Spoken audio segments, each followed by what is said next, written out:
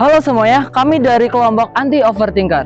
Jadi kalian pernah nggak sih jam 2 pagi tiba-tiba tuh mikir kayak, tadi aku salah ngomong nggak ya? Atau gimana kalau hidupku cuma gini-gini aja? Nah, itu tandanya kalian sedang mengalami overthinking. Jadi di video ini kita bakal bahas fenomena overthinking Gen Z di Indonesia lewat pendekatan sosiologi desain. Data dari Kemenkes dan Kominfo nunjukin lebih dari 60% Gen Z di Indonesia ngalamin stres atau overthinking sosial media, ekspektasi tinggi, dan perbandingan hidup. Fenomena ini nggak cuma soal galau, tetapi udah nyerang gaya hidup, jam tidur, bahkan produktivitas. Jadi ini bukan cuma soal isu personal, tapi fenomena sosial yang banyak terjadi di generasi kita. Oke, gimana sih cara desain bisa bantu ngurangin overthinking? Nah, di sini kita bisa rancang konsep kampanye visual dengan tema pause, breathe, and repeat.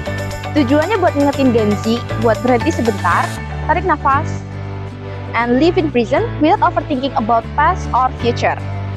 Bentuk kampanye ini bisa berupa macam-macam, bisa poster maupun video-video animasi singkat di TikTok, Instagram, ataupun YouTube, yang intinya mengingatkan kita buat berhenti sebentar dari scrolling tanpa henti.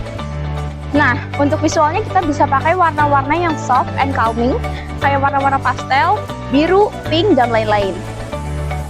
Untuk fontnya kita bisa pakai font sans serif ataupun Poppins, biar terkesan friendly tapi tetap bisa dibaca dengan jelas. Jangan lupa juga tambahin quotes-quotes yang relatable. Nah, ini nih contoh moodboardnya. Ada 5 campuran antara warna biru muda, peach, serta warna krem. Elemen desainnya banyak bentuk melengkung kayak gelombang. Supaya biar desainnya tidak kaku dan supaya bisa ngasih efek calm down. Dan intinya, desain ini bukan cuma dilihat, tapi bisa dirasain.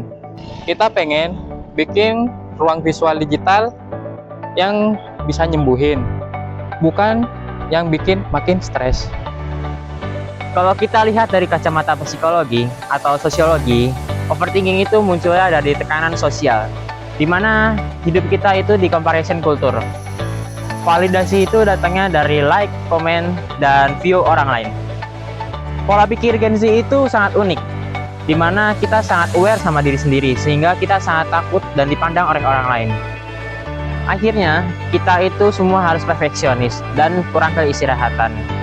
Dan ya, kita mulai kehilangan akal moral atau well-being.